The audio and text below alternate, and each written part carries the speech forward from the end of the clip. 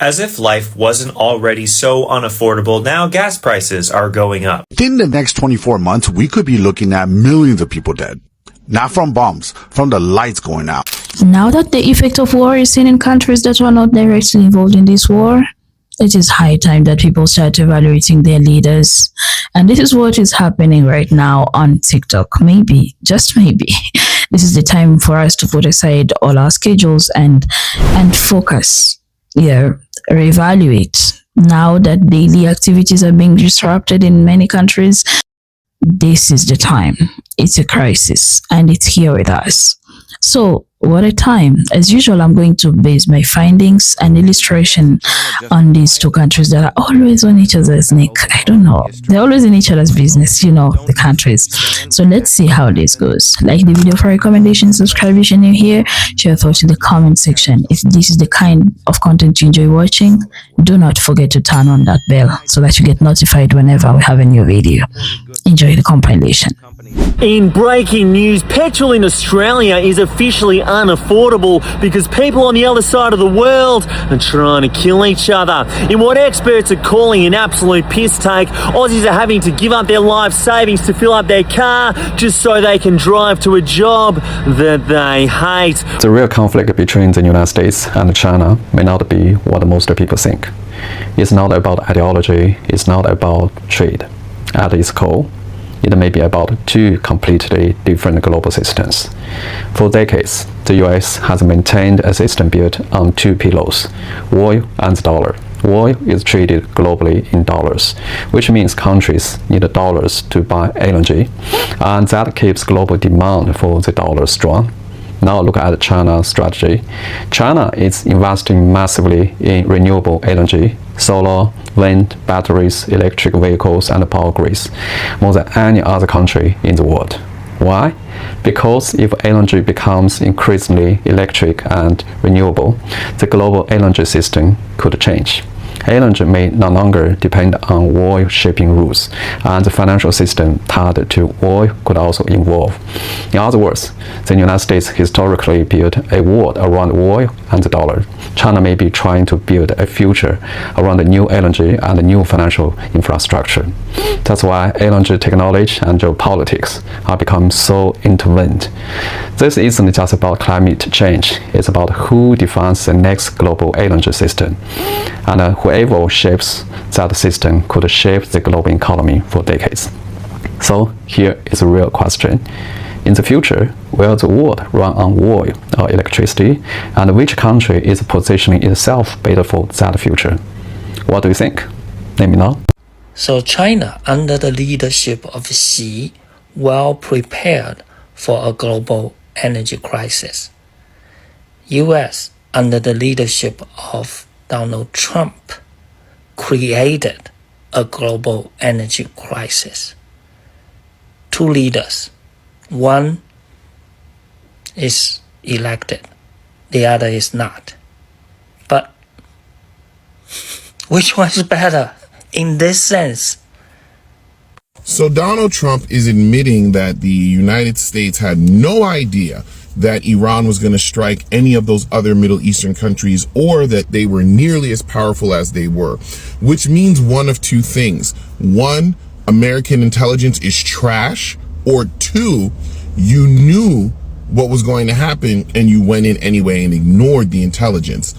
And when I say that, it's because other analysts before these wars started, when they floated, especially when we bombed them in June to take out their nuclear program, they floated that, Iran could very easily start striking American targets in the Middle East, meaning the bases in other countries.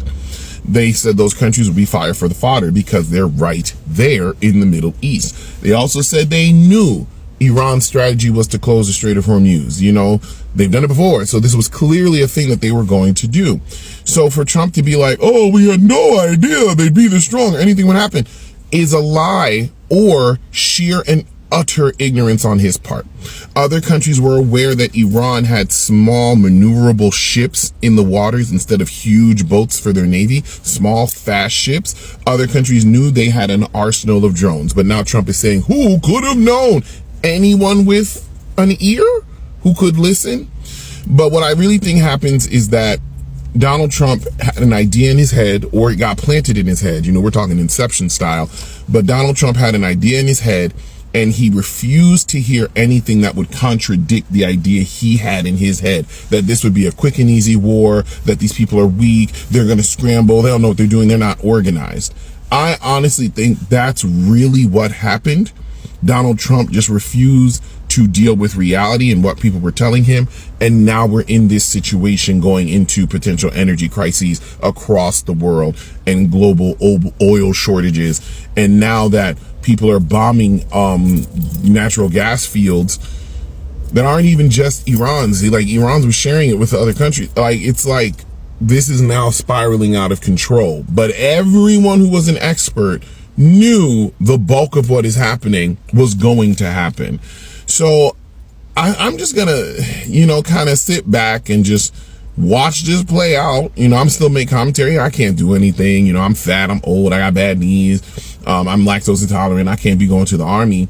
But it's that I just don't understand how at this stage in the game, people are still supporting him, and how at this stage in the game, the United States is still trying to push propaganda that the war is over and we won.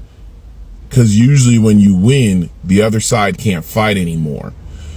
So, it is what it is. I'm finna go get some tea. Y'all have a good day. In the next 24 months, we could be looking at millions of people dead. Not from bombs, from the lights going out, from the food not moving, from an energy collapse that nobody in Washington is talking about right now. And it all started yesterday. Let me explain to you how we got there. Because it's not obvious, and I think most people are missing it. Yesterday, Israel bombed South Par, Iran's main gas field. And that sounds like just another day of bombing this war, right? But about a week ago, Iran made a very specific promise to the entire world. They said, you touch our energy infrastructure and we will hit every single oil and gas facility in the Middle East that has any American or Israeli ownership. Any of it. Partial ownership counts too. Now, here's the number that changes everything. Over 90% of the oil and gas infrastructure in the Middle East outside of Iran has some American or Israeli ownership. Over 90%. So Iran wasn't really vague about that. They were actually describing an actual target list, and Israel just gave them the entire green light to use it. And the US can't really stop it. They pulled most of their missile interceptors back to Israel weeks ago. The ability to protect these facilities right now is basically zero. The Middle East produce about 30% of the world's oil. If Iran takes out 90% of that infrastructure and it goes down for a year, 2 years, you're not talking about like $4 gas. You're talking about grid blackout across Europe and Asia. Massive ration, a global economy that functionally stops. And when economies stop and the energy stops, people die. From hospitals losing power, from food supply chain collapsing, from heat failing in winter. Experts are putting the excess death in the millions within 2 years if this goes all the way. And the only exit is pretty much for US pull out completely out of this war and offer reparations for what's already been destroyed. That's really the only off-ramp anyone can identify, and the odds of Trump doing that are zero because he can't admit it, and Israel has no reason to stop. You're already paying almost $4. Well, I saw some above $4 today for gas. Foreclosures are going up. Bankruptcies are going up. The job market is flat. I would say even job market is currently negative because we're not counting all the people that are now off of like unemployment and stuff that are not being counted. This is already too much for the economy to bear. But we're already seeing the cracks, but everybody else is still looking towards like what already happened. Just like what Jerome Powell said, everything he talks about is what happened in the past. But if you look towards the future, you already see cracks.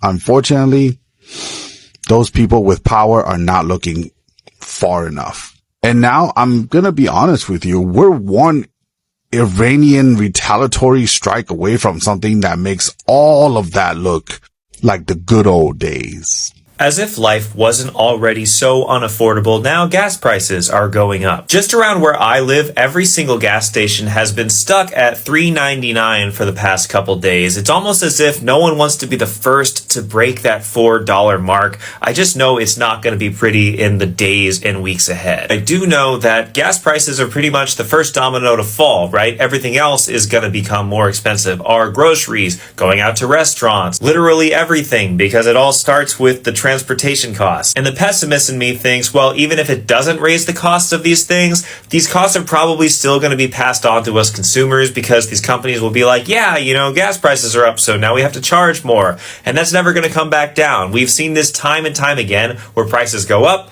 and they never come back down. And we are stuck holding the bag, paying for all this stuff. Yay. Just add it to the ever-growing list of things that just keep getting more expensive. But hey, I guess we could all just pick up a second or third job at this point. What's a savings account? So a few people are enjoying this fuel crisis more than they probably should. They don't fully understand what comes next. If the Albanese government can't fix this fuel crisis, and if they can't work out how we're going to supply our domestic needs in Australia, then guess what comes next? The Trump administration and the US has 90 days of fuel. 90 days of their consumption, which is much larger. They are going to probably lend us some, or we're going to have to buy it at a premium, because they not only have a larger supply for emergencies, but they also are a producer of energy at a much larger rate. They have enough for themselves. Now, do you think there are going to be any strings attached if we do that off the Trump administration? And what strings do you think they are? Maybe going into war, maybe deploying troops, maybe backing up the US in this war against Iran, which we didn't start. This is literally what happens when Australia doesn't take care of itself. We're not strong at home. Decisions about our nation will start to be made in foreign capitals. That's where things are going. That's the cost of Anthony Albanese's incompetence and the government incompetence of the last 20 years in Australia. That's where things are at. So when people aren't able to get food, when food prices start to go up, not just fuel runs out, that is exactly how the Trump administration will have Albanese over a barrel and will be forced into war. Who knows? Maybe next is conscription. That's where things are at. So the U.S. may lift oil sanctions on Iran to somehow hurt them. I'm going to explain to you why this is probably the dumbest idea we've heard out of this administration yet regarding, and also how it shows how desperate they are. So there's 140 million barrels of oil on tankers from Iran headed to China. And our genius energy secretary, and Scott Bessent, says if we just lift those sanctions, that oil will go somewhere else. And Iran won't even get paid for it. Iran doesn't own that oil anymore. Yeah, it's kind of how it works. Iran sold that oil to China. That's now China's oil. If it is to be diverted or redirected to another country, it would be because China would then take their oil and decide to sell it to another country for a profit, like flipping it. China would receive the funds for the oil they flipped and pay off Iran their share, and that would be the end of it. But China has stopped all exports, which is why those countries in Asia need oil, because they can't get it from China anymore. So the U.S. thinks that if we just lift sanctions, China will just magically say, you know what?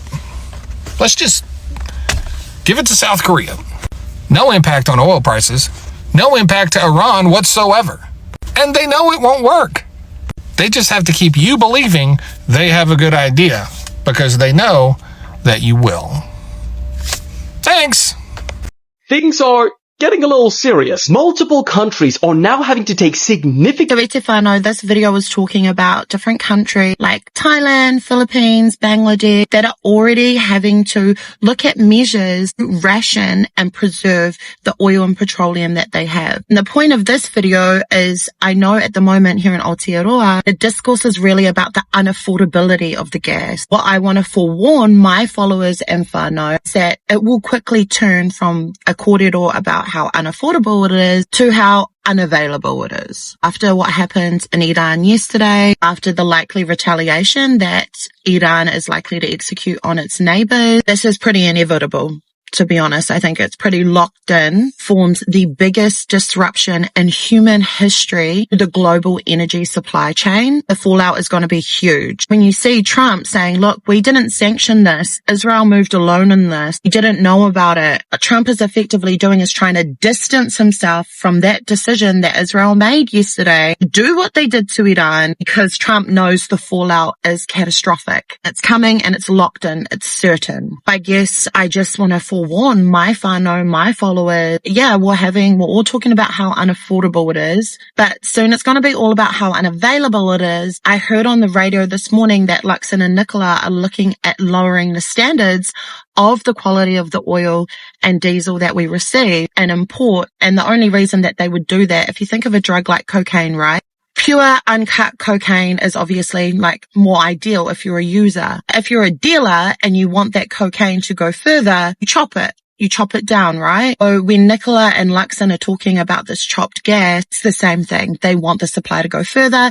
I think like certain diesels and things might have higher percentages of sulfur. That's how it's cut down. That's how to stretch the supply that we have. This cannot be minimized. I don't know how we will ration gas. In the 70s, and there was global disruption due to the war then. That will look like a carless day where every private vehicle got a sticker on their car, which was a day that car couldn't be found on the road. I understand it was also during that same period the 80k speed signs came from, because they wanted everyone to go slower to conserve consumption. They'll probably say things like, don't use your aircon, don't put heavy things in the boot, the carpool where necessary, try to work from home where necessary. But again, we find ourselves in unprecedented time in terms of the gravity of this disruption. And I think that BB has exited the chat. Even if his country won't admit it, it's just really going out of control. There is no off-ramp for the USA or Israel at this point. Iran and Israel are neighbors at war, and it's already gone too far in terms of fallout and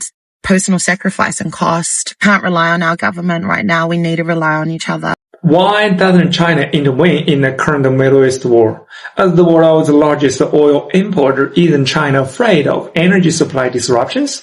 Aren't they worried about Iran blocking the Strait of Hormuz?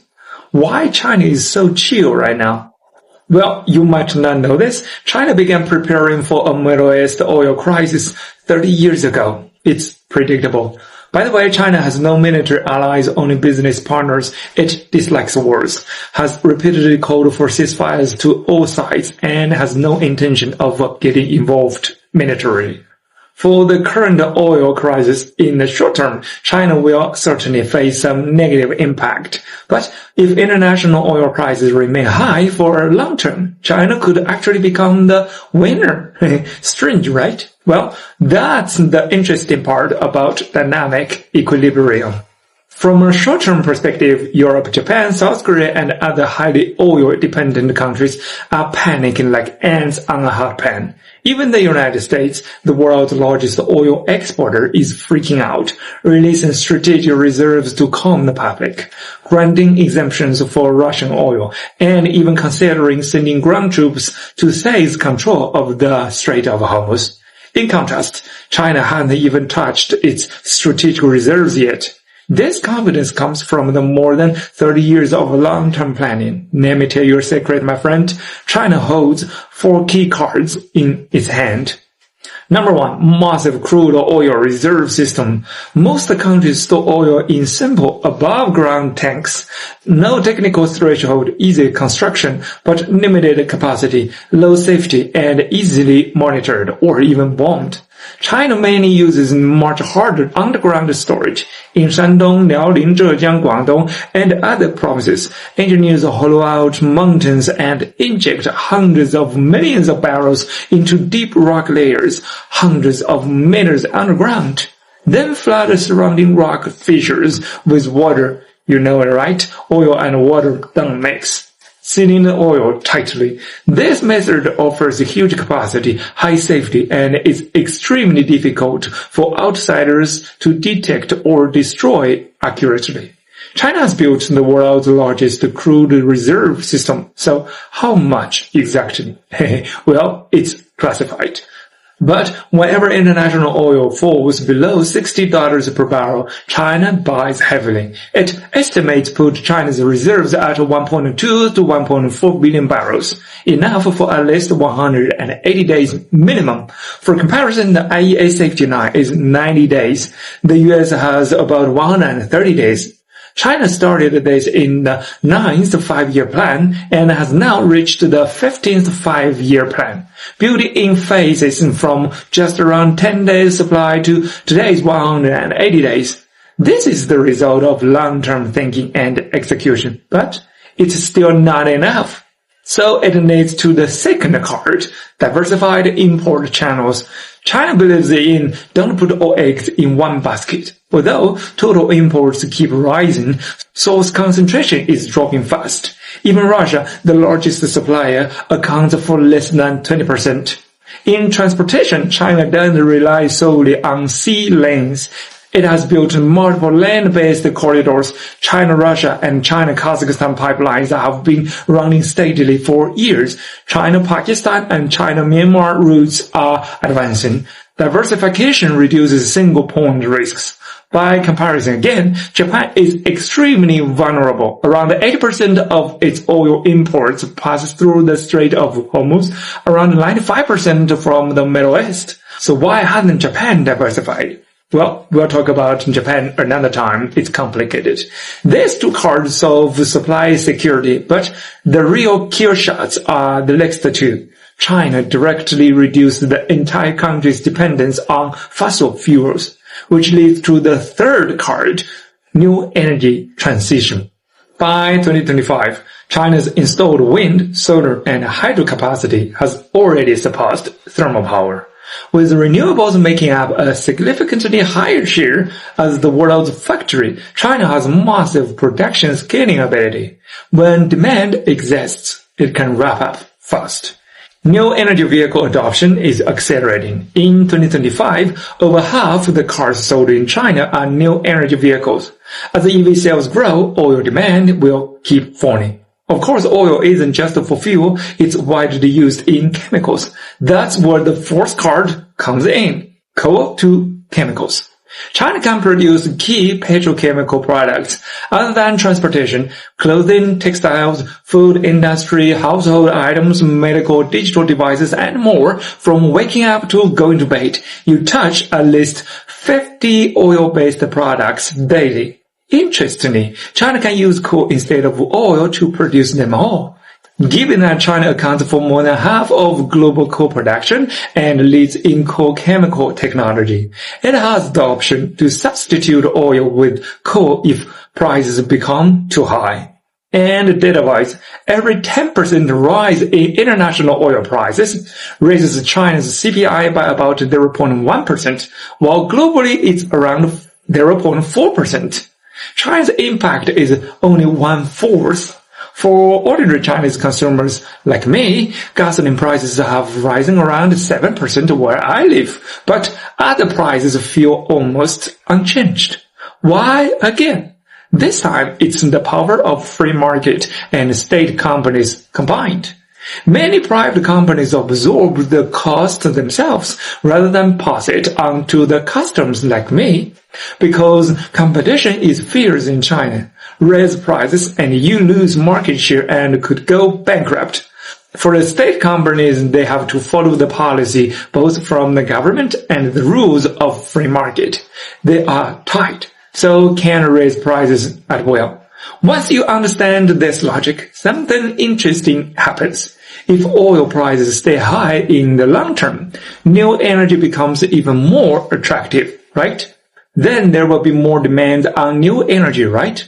China has the world's most complete and largest scale supply chains in photovoltaics, wind, hydro, batteries, EVs, and more. When oil was cheap, some countries restricted Chinese new energy imports, but when oil prices rise and energy transition pressure grows, they quickly pivot to more investment. For example, the EU has proposed massive long-term energy transition funds. Britain adjusted wind power tariffs, and the US lowered import barriers on some new energy materials. For individual car buyers, High oil prices push more people toward new energy vehicles. You can check that online videos introducing Chinese EVs are everywhere. BYD, for example, has become countless people's dream car. 2 weeks ago, the Iranian missile hit a BYD Atto 3 in Jerusalem, Israel. 5 people inside all survived. Who would have thought? The US, Israel, and Iran used the war to give BYD the best free advertisement ever. This means in a high oil price environment, global demand for China's new energy industry will surge further. The world will accelerate toward cheaper, greener new energy due to cost pressure. War is bad.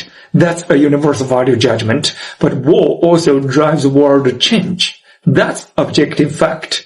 You know, I'm Chinese. I'm telling you how China prepared for oil crisis in the last 3 decades. What long-term preparations has your country made for you, my friend?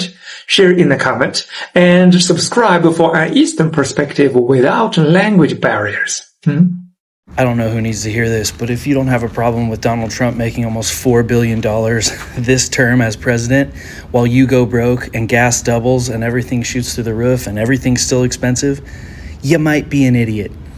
What is the fate of the petrodollar? A senior Iranian official told CNN that Tehran is considering allowing some vessels to pass through the Strait of Hormuz, with one caveat, that all transactions for cargo, that includes oil, are settled in Chinese yuan and not the US dollar. Such a move would circumvent the decades-old petrodollar used by oil exporting countries to settle transactions. The petrodollar is a major reason why the US dollar is the world's reserve currency and also helps maintain dominance of the United States by creating more demand for US dollars. And now Iran is about to destroy the petrodollar, the US dollar, simply because Israel has found a useful idiot in Trump. Useful idiot. US put sanctions on Iran to make Iran weak. Now that US and Iran are at war, removing the sanction to make Iran strong, it doesn't make any sense. What kind of strategy is that?